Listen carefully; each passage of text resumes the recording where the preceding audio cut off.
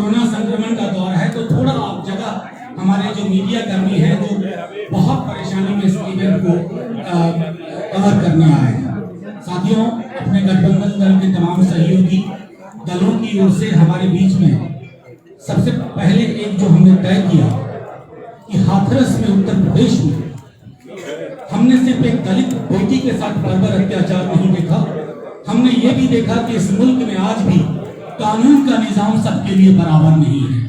कानून कुछ के लिए, रसूखदार लोगों के लिए उनके दरवाजे पे बंधी गाय की तरह होता है, जबकि बाकी लोग दर दर भटकते हैं। हाथरस की घटना उस पीड़ित परिवार और अपने मुल्क की संवेदनाओं को फिर से जिंदा रखने के लिए मैं तमाम साथियों से आग्रह करूंगा, अपनी अपनी जगह पे खड़े होकर के 1 मिनट का मौन रखें।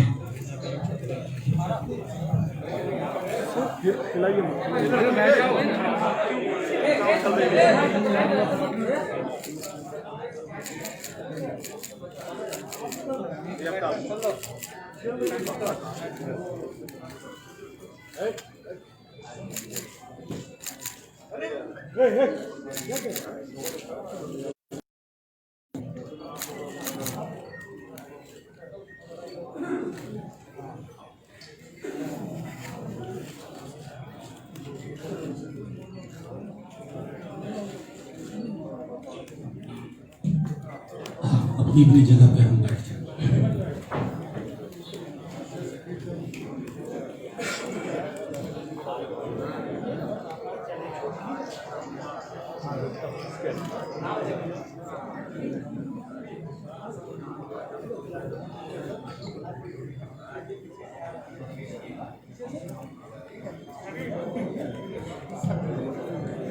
साथियों, मैं समझता हूं कि आज बिहार के सामाजिक ताने बाने का प्रतिनिधित्व करने वाले तमाम प्रगतिशील विचार के लोग, बदलाव के विचार के लोग एक साथ हैं।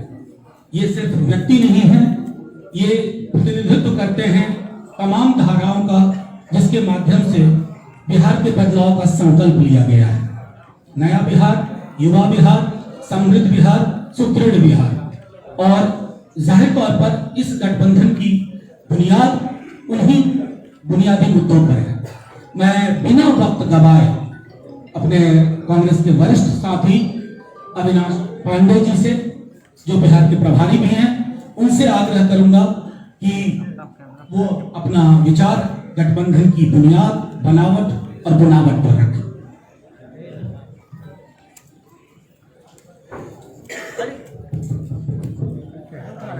नमस्कार। राष्ट्रीय जनता दल के सम्माननीय अध्यक्ष, हमारे नौजवान और ऊर्जावान नेता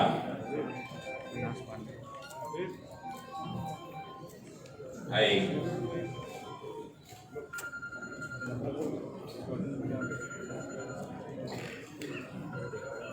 तेजस्वी यादव जी,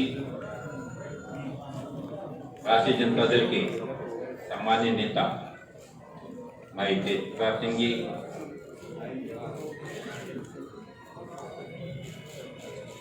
कांग्रेस लेजिस्लेटिव पार्टी के नेता आदरणीय सदानंद बाबू, राष्ट्रीय जनता दल के सम्माननीय नेता शिवानंद बाबू, आदरणीय आलोक मेहता जी, हमारे भाई सांसद मनोज झा जी,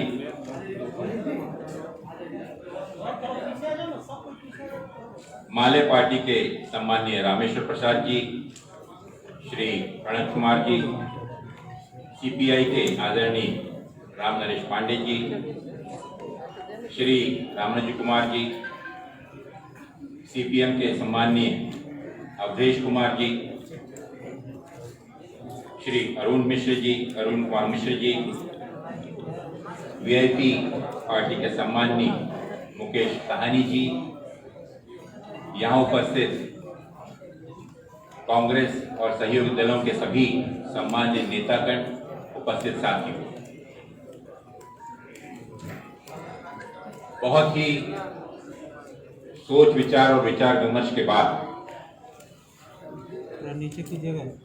यूपीए के सभी घटक दलों ने कुछ वैचारिक मतभिन्नता होने के बावजूद भी बिहार के विधानसभा चुनाव में एक महागठबंधन के रूप में एक मजबूत ताकत बनाते हुए एक साथ आकर महागठबंधन का इन सभी पक्षों ने, कांग्रेस, राष्ट्रीय जनता दल, माले, सीपीआई, सीपीएम, वीआईपी,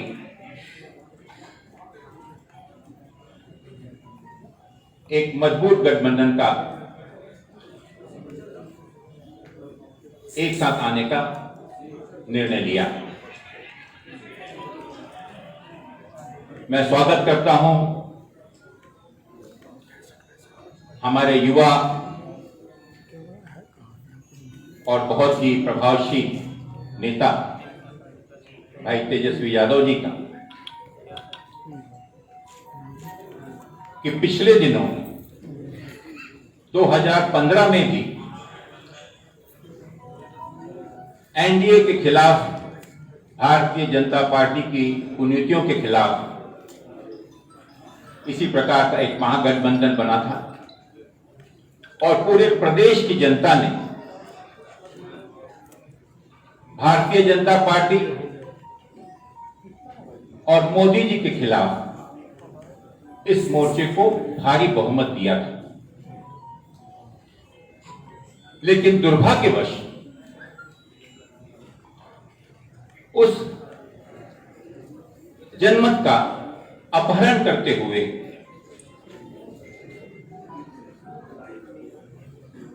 वही आदरणीय सम्माननीय नीतीश कुमार जी, जिन्होंने उन्हीं ताकतों के खिलाफ इस गठबंधन में बराबरी से मुकाबला किया, मात्र कुछ समय बाद ही पुनः धोखेबाजी कर भारतीय जनता पार्टी से हाथ मिलाकर प्रदेश के उस जनमत को धोखा देकर फिर सत्ता में आसीन होंगे। लोकतंत्र का, जनमत का एक बहुत भारी अपमान उन्होंने किया, जो बिहार की जनता कभी उन्हें माफ नहीं करेगी। और आज ऐसी परिस्थितियों में जब देश में एक बहुमत के ऐसे तुगलकी कानून बनाए जा रहे हैं जहां पर लोकतंत्र की, हमारे सर्वोच्च जो हमारा पंचायत है, पार्लियामेंट, उनके सभी वैधानिक मूल्यों की अवहेलना करते हुए जो पिछले दिनों किसानों के विरोध में 3 कानून पास किए गए, आपने देखा होगा कि किसानों को किस प्रकार से उनके ही भूमि पर मजदूर बनने की नौबत आ रही है। पूरे देश का किसान बौखलाया हुआ है, छला महसूस कर रहा है। बिहार, जो कि ना ही सिर्फ देश का बल्कि राष्ट्र का एक सबसे युवा राज्य है, जहां के युवाओं की एक औसत आयु 23 वर्ष की मानी जाती है, और जहां का नेतृत्व 2015 में प्रदेश के युवाओं ने एक आशा और आकांक्षाओं के साथ भाई तेजस्वी में देखा और एक उप मुख्यमंत्री की हैसियत से उन्होंने बहुत अच्छा काम किया। युवाओं को उम्मीद बनी, आशा बनी कि उनकी आवाज, उनका चेहरा बनकर एक युवा साथी जो संघर्ष कर रहा है और एक ऐसे पुत्र का, एक ऐसे पिता का पुत्र है माननीय लालू यादव जी, जो कि पूरे प्रदेश में नहीं बल्कि पूरे देश के अंदर में एक गरीब का चेहरा हमेशा माने जाते रहे। एक संवेदनशील व्यक्ति जो कि गरीबी से उठकर आया, जिसने गरीबी देखा गरीब की भावनाओं को जानता हूं और उनकी भावनाओं का पूर्ण सम्मान करते हुए, उनकी आवाज बनते हुए सरकार ने उनकी आवाज को मजबूत करने का कार्य उन्हें अपने जीवन काल में किया। राष्ट्रीय जनता दल भारतीय कांग्रेस की एक पुराना घटक दल रहा है। यूपीओ में भले ही कैसी भी परिस्थितियां क्यों न रही हो, लेकिन माननीय लालू यादव जी और राष्ट्रीय जनता दल एक ऐसा दल रहा है जिसने यूपीए और कांग्रेस के साथ अच्छे और बुरे हर दिनों में मजबूती से साथ दिया और भारतीय राष्ट्रीय कांग्रेस इसका सम्मान करती है। मुझे खुशी है कि आज भले ही हमारे आंतरिक कुछ मतभेद हो, लेकिन उन मतभेदों के बावजूद भी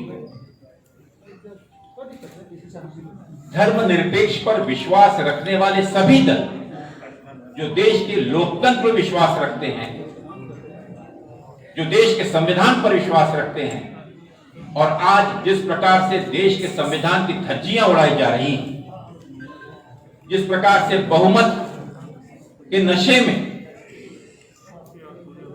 मनमानी तरीके से देश में एक अराजकता फैलाई जा रही है, उससे अछूता नहीं। पिछले 15 वर्ष के कार्यकाल में माननीय नीतीश कुमार जी ने,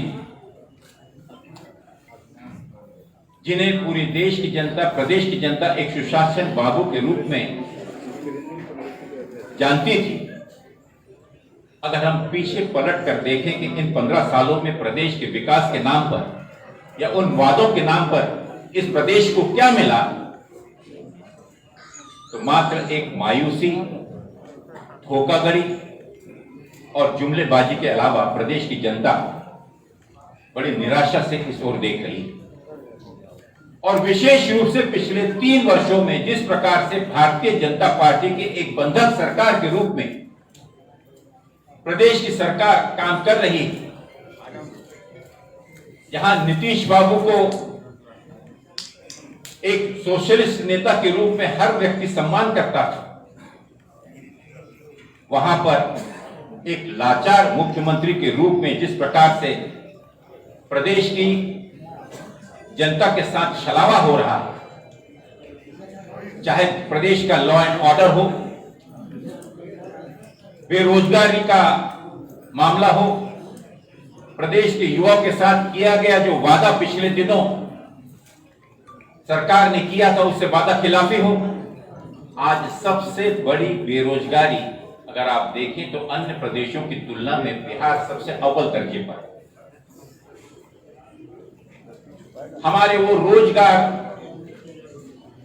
हमारे वो प्रवासी मजदूर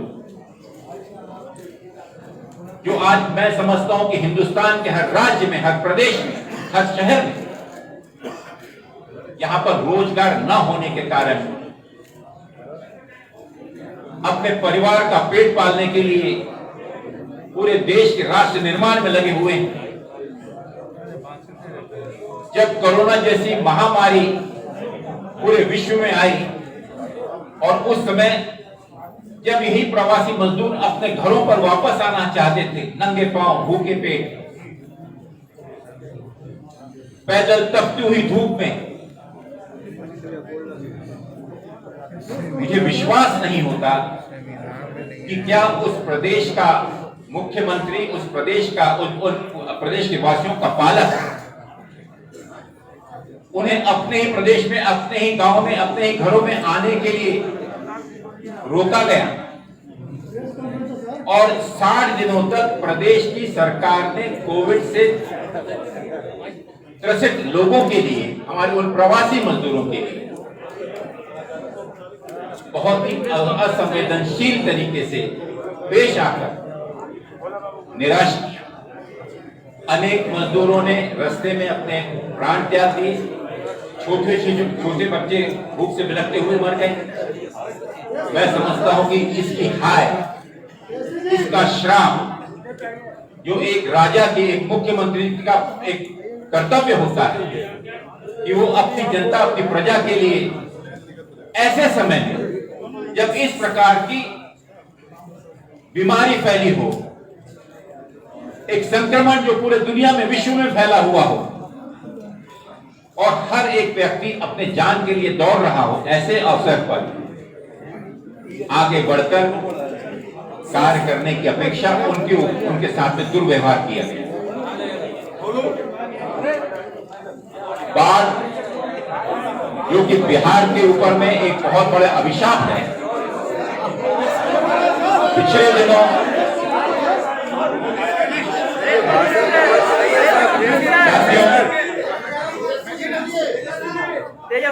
ज्यादा वक्त न लेते हुए इतना ही कहना चाहूंगा साथियों कि सभी दल एक साथ आकर बिना किसी विपक्ष की ताकत का बंटवारा किए बिना इस महागठबंधन का उद्देश्य है कि हम इस नाकाम नीतीश कुमार जी की एनडीए सरकार को विदाई करें। और मुझे विश्वास है कि पूरा महागठबंधन इस बदलाव का संदेश 2020 का सबसे बड़ा संदेश, क्योंकि बिहार ने हमेशा देश को संदेश दिया है और इस चुनाव से पूरे देश में एक बदलाव की लहर आएगी। मुझे विश्वास है कि हमारे जितने भी घटक दल हैं, यूपीए के जितने भी घटक दल हैं, महागठबंधन में आए हुए सभी दलों का मैं स्वागत करता हूं और अखिल भारतीय कांग्रेस कमेटी की ओर से आश्वस्त करता हूं कि एक राष्ट्रीय पार्टी होने के बावजूद भी हम हमारे कार्यकर्ता, हमारे नेताओं के हितों को पीछे रखते हुए प्रदेश के हित में और प्रदेश के विकास के लिए, इस बदलाव के लिए अंतिम क्षण तक संघर्ष करते रहेंगे और विजय हासिल करेंगे। बहुत बहुत शुभकामनाएं देता हूं महागठबंधन के सभी नेताओं को और अपने शब्दों को विराम। धन्यवाद। जय हिंद, जय बिहार। मैं एक चीज बोलना चाहूंगा कि इस गठबंधन का नेतृत्व यहाँ पर गठबंधन के सबसे बड़े हमारे जो बड़े भाई वो राष्ट्रीय जनता दल है और मुझे ये कहते हुए खुशी कि भाई तेजस्वी यादव जी इस गठबंधन का नेतृत्व करते हुए हम सब चाहेंगे कि प्रदेश को फिर से एक युवा चेहरे के रूप में, युवा नेतृत्व के रूप में वो इस प्रदेश का नेतृत्व करें और हम सब उनकी सफलता के लिए शुभकामनाएं दें। धन्यवाद। साथियों, बिना वक्त गवाए मैं आग्रह करूंगा कि इस गठबंधन जो तमाम दल हैं उनके बदलाव के संकल्प के केंद्र में, नेतृत्व में जो हमारे नेता प्रतिपक्ष हैं तेजस्वी यादव जी, मैं उनसे आग्रह करूंगा। मंच पे कांग्रेस के वरिष्ठ नेता आदरणीय श्री अविनाश पांडे जी, आदरणीय श्री सदानंद सिंह जी, हमारे बड़े भाई तेज प्रताप यादव जी, पार्टी के वरिष्ठ नेता शिवानंद तिवारी जी, सीपीआई पार्टी से रामेश्वर प्रसाद जी, प्रवेश कुमार जी, ये सीपीआई माले के थे। सीपीआई से राम नरेश पांडे जी जो हमारे अभिभावक हैं, राम बाबू कुमार जी, सीपीएम से अवधेश कुमार जी, अरुण कुमार मिश्रा जी, हमारे बड़े भाई वीआईपी पार्टी के मुकेश साहनी जी, पार्टी के प्रधान महासचिव आलोक कुमार मेहता जी, सुनील सिंह जी, भोला जी और जितने भी हमारे प्रिंट इलेक्ट्रॉनिक मीडिया के हमारे यहाँ साथी हैं, सभी लोगों का स्वागत करते हैं। सबसे पहले मैं सभी दलों को जो इस महागठबंधन में शामिल हुए हैं और जो पहले से, उनका आभार मैं प्रकट करता हूँ। मैं धन्यवाद देना चाहूँगा सभी वरिष्ठ नेताओं को जो यहाँ उपस्थित हैं और खास तौर पे आदरणीय श्रीमती सोनिया जी का, राहुल जी का, प्रियंका जी का, येचुरी जी का, डी राजा जी का हम आभार प्रकट करते हैं कि हम लोगों ने एक धर्मनिरपेक्ष सामाजिक न्याय बिहार के तरक्की के लिए एक मजबूत विकल्प बिहार की जनता के सामने रखा है।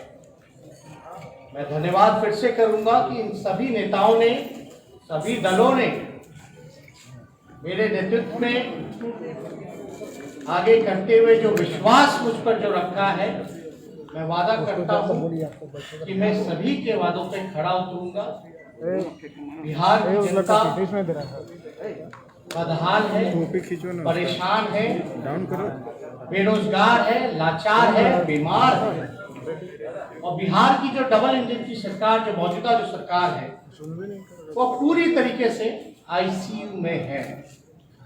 इसमें कोई दो राय नहीं होना।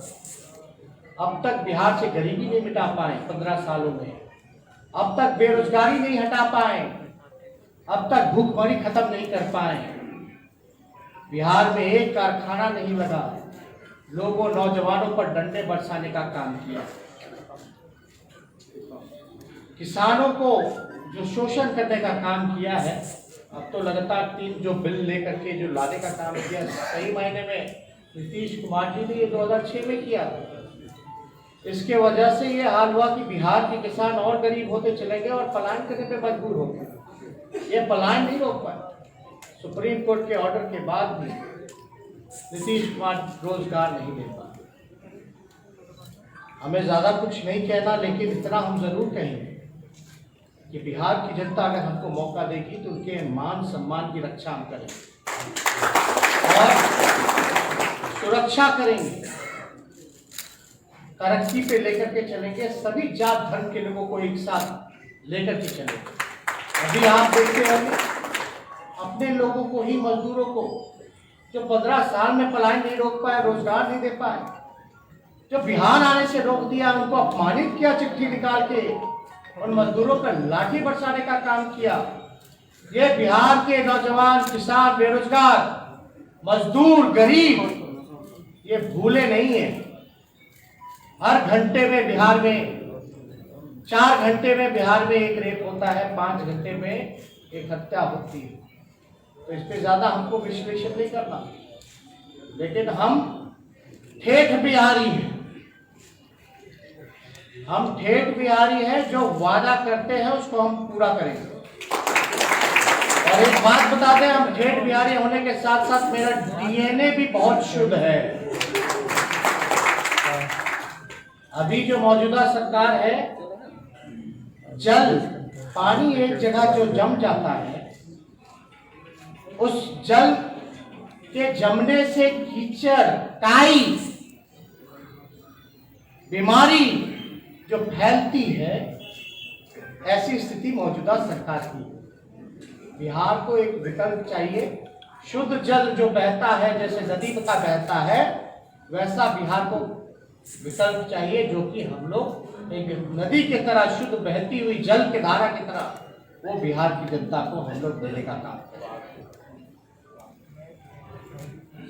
अभी आप लोग सबसे चीजें जो हैं बेचैन होंगे कि महागठबंधन में किसको कितनी हिस्सेदारी मिली, और बहुत दिनों से आप लोग भी परेशान थे कि भाई क्या क्या विकल्प, कौन होगा चेहरा। तो इस प्रश्न पर सभी लोगों को जवाब मिल चुका है, और मुझे पूरा भरोसा है कि बिहार की जनता बदलाव चाहती है। बिहारी जाग चुके हैं और उन्होंने ठान लिया है कि इस बार 15 साल तक जिन्होंने बिहार के जनता को धोखा देने का काम किया, बिहार के मुख्यमंत्री डर और लालच के कारण उन्होंने जो समझौता किया सांप्रदायिक शक्तियों से, जनादेश का जो अपमान किया, वो बिहार की जनता नहीं भूली है। 4 साल में 4 सरकार, कहां से होगा विकास? स्टेबल गवर्नमेंट को अनस्टेबल कर दिया गया कुर्सी के प्यार में। उनको बिहार की चिंता नहीं। कहते होंगे बिहार हमारा परिवार है। बिहार भाषण से नहीं, काम पे विश्वास करता है। और इन्होंने जो परिवार का नाम दिया है, हम तो इतना कहेंगे कि बिहार के गौरव के लिए, बिहार को तरक्की के रास्ते पे लाने के लिए हम बिहार की जनता से हम मांगते हैं कि हम लोगों को एक मौका दीजिए और जितने वादे हम लोगों ने करेंगे, जो 10 लाख नौकरी का जो हम लोगों ने वादा किया है, केवल स्थायी और सरकारी नौकरी है 10 लाख, 4.5 लाख नौकरियां रिक्त पड़ी हैं शिक्षा विभाग में, पुलिस महकमे में, स्वास्थ्य विभाग में, इंजीनियरिंग डिपार्टमेंट्स में लगभग 4.5 लाख। राष्ट्र औसत के मुकाबले लाने के लिए हमको 5.5 लाख और चाहिए, सभी मानकों को पूरा करते हुए जो आंकड़ा 10 लाख का बनता है। और हमने ये वादा किया है बिहार की जनता से कि पहले कैबिनेट में पहले कलम से, पहले हस्ताक्षर से 10 लाख रोजगार, सरकारी और स्थायी नौकरी हम बिहार के नौजवानों को देने का काम करें। यानी आज से समझिए कि 10 नवंबर रिजल्ट आएगा और 28 नवंबर तक सरकार बन जानी है। यानी 1-1.5 महीने पे लोगों को रोजगार मिलना शुरू हो जाएगा। ये रोजगार तो केवल सरकारी है, हमारा मकसद है। और ये सरकारी नौकरियों में भी जो फॉर्म की जो फीस जो जमा होती है, उसको भी हम लोग खत्म करेंगे। कोई पैसा उस फॉर्म का हम लोग नहीं लेंगे। आगे हम लोग सभी दल यहाँ बैठे हैं, आगे हम लोग अपना ब्लूप्रिंट, क्या विजन है हमारा, हर एक सेक्टर को सारे हमारे बुद्धिजीवियों से, एक्सपर्ट से, इकोनॉमिस्ट से हमारी बातचीत चल रही है। इस पे हम लोग काम कर रहे हैं और जल्द ही कुछ दिनों के बाद अंतिम रूपरेखा दी जा रही है। वो आप लोगों के सामने एक कॉमन मिनिमम प्रोग्राम के तहत वो आप लोगों के सामने हम रखेंगे अलग अलग क्षेत्रों का। मैं मानता हूं कि यहाँ जितने दल हैं, सभी पार्टियां चाहती थी कि भाई ज्यादा से ज्यादा सीटें उनको मिले। और जितने भी महागठबंधन के सीपीआई, सीपीएम, माले, कांग्रेस, वीआईपी, आरजेडी के जितने भी कार्यकर्ता या वर्कर, नेता, पदाधिकारी, उनसे अब इतना कहना चाहेंगे कि निराश मत होइए। कहीं सीट एडजस्टमेंट में अगर एडजस्ट नहीं हो पाए, मैं उन सभी लोगों को कहना चाहूंगा कि बिहार को बचाने के लिए छोटी सी कुर्बानी हम लोगों को देना पड़ेगा।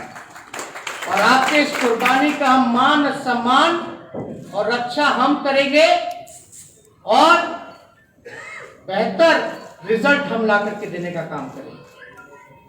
तो आप लोगों से जो हम लोगों का फैसला हुआ है सभी गठबंधन के नेताओं का, तो हम आपको नंबर बता दें। सबसे पहले सीपीएम पार्टी को हम लोगों ने 4 सीटें, सीपीआई पार्टी को 6 सीटें, सीपीआई माले को 19 सीटें, कांग्रेस को 70 सीटें और जो बाई इलेक्शन होने वाला है लोकसभा वाल्मीकि नगर का, पिछले बार भी कांग्रेस हमारे गठबंधन से लड़ी थी, वो सीट पे हम लोगों का समर्थन कांग्रेस को रहेगा। यानी 70+1 लोकसभा सीट कांग्रेस का। राष्ट्रीय जनता दल के खाते में 144 सीटें, 144 सीटें बची हैं, जिसमें कि हमारी बात मुकेश सहनी जी से अकोमोडेट करने की हो रही है। हेमंत सोरेन जो जेएमएम के पार्टी हैं, उनसे भी बातें हमारी चल रही हैं। यानी 144 जो सीटें हैं उसमें से वीआईपी पार्टी और जेएमएम को राष्ट्रीय जनता दल 2-3 दिनों में जो होगा फैसला वो आप लोगों के सामने रखेगा। तो ये टोटल जो है आंकड़े आप लोगों को हम फिर से दोहरा दें। राष्ट्रीय जनता दल 144, जिसमें अकोमोडेट वीआईपी और जेएमएम को करना है। कांग्रेस 70+1 लोकसभा, सीपीआई माले 19, सीपीआई 6, सीपीएम 4, तो टोटल आंकड़ा 243 का है। और मुझे पूरा विश्वास है कि हम लोग मिल करके सरकार बनाएंगे और ये जो लड़ाई है ये जनता बनाम डबल इंजन सरकार के खिलाफ है और हम जनता के साथ हैं। तो और कोई सवाल? माले के हमारे जो साथी हैं वो अपनी बात को जो है रखना का काम करें। चलो आगे से इस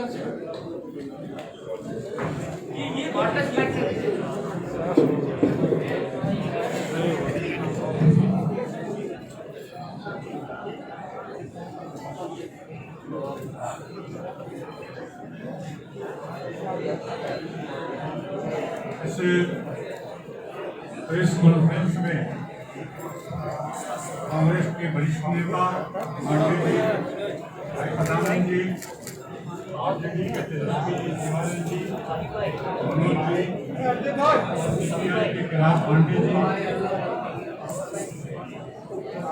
पांडे जी, सीपीएम के अवधेश जी और इस प्रेस कॉन्फ्रेंस में उपस्थित तमाम प्रेस के साथियों, सबसे मैं पहले कहना चाहता हूँ, ये जो महागठबंधन का गठबंधन हुआ है, इस तस्वीर में हुआ है, इसको सोचे जरा। पूरे जो 15 साल के शासन रहा कुमार का, या देश में 6 साल का शासन रहा मोदी का, इसमें जनता के अंदर जो शोषण दमन उत्पीड़न की घटनाएं हो रही है, बेरोजगारी बढ़ा है, सांप्रदायिकता बढ़ी है और राष्ट्रम का दौर शुरू हो गया है। संविधान मरोड़ा जा रहा है, लोकतंत्र खत्म किया जा रहा है, लोकतांत्रिक संस्थाएं जितना है उसको अपने गिरफ्त में लेकर के यहाँ का बुद्धिजीवियों को जेल में डालना, शिक्षकों को जेल में डालना, गरीबों को रिकॉर्डिंग करना, इसके खिलाफ जो जनता के अंदर आक्रोश है, उस आक्रोश का ये गठबंधन एक प्रतिबिंब है। उस आक्रोश का खिलाफ ये प्रतिबिंब है। इस प्रतिबिंब को उजागर करना सब गठबंधन के दबाव का एक घर बनता है। अभी आप देखें पूरे बिहार के अंदर एक तरफ लोग पैदल आ रहे थे, प्रवासी मजदूर, बिहार की सरकार रोक रही थी, अब सेवा के अंदर नहीं आ रही थी। कितना कठोर यह सरकार है, कितना संविधान विरोधी यह सरकार है। जिसका घर है उसको घर में आने की इजाजत नहीं दे रही है और ये सरकार प्रवासी मजदूरों को खाने के लिए छोड़ दिया, बिना दवा के छोड़ दिया। आज कोरोना काल में तमाम जो चिकित्सक संस्थाएं हैं सारे के सारे फेल हैं और में 4 लाख 5 लाख किस की ताकत है जो वहाँ जा करके कोरोना का इलाज करा सकते हैं।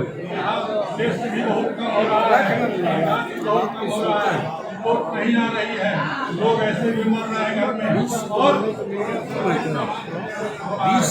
आप देखेंगे यहाँ का कोरोना काल में लोगों की जान की परवाह नहीं करना, बाढ़ से बिहार तबाह है, सुरक्षा नहीं करना, मित्रों यहाँ की शिक्षा बर्बाद हो रही है। यूनिवर्सिटी कॉलेज तो बर्बाद है ही, प्राइमरी स्कूल भी बहुत सारे बंद कर दिए गए हैं। गरीब के बच्चे जहाँ किसान के बच्चे पढ़ते हैं वो तमाम चीज बर्बाद है। देश के अंदर नौजवान लोग सड़कों पर उतर रहे हैं रोजगार के लिए, छात्र लोग शिक्षा के लिए उतर रहे हैं लोगों के लिए और उस पर लाठियां चल रही है। किसान के जब बारे में कहे कि 3 बिल जो आया है किसान के गुलाम बनाने की तरफ जा रहा है, तमाम चीजों को बर्बाद करने की तरफ जा रहा है। उसकी लड़ाई तरफ में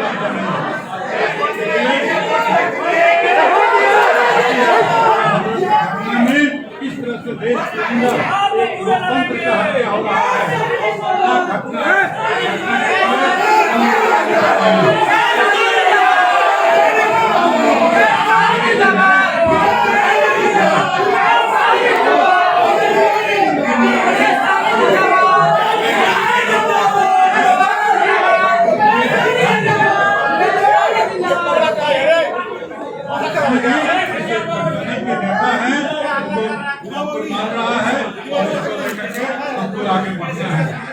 साथियों, जो भी अलग अलग दलों के सहयोगी हमारे गठबंधन दल के नेता हैं, हर व्यक्ति बोलने जा रहे हैं।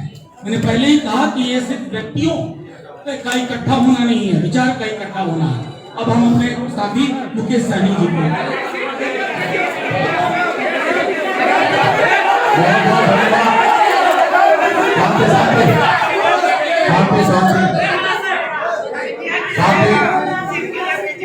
मैं सबसे पहले हमारे जो गठबंधन में साथी हैं उनको बहुत बहुत धन्यवाद दे रहा हूं। मैं सनत मल्ला अति पिछड़ा का बेटा, अभी जो हमारे साथ जो हो रहा है, कहीं ना कहीं पीठ में खंजर भोगने का काम किया जा रहा है।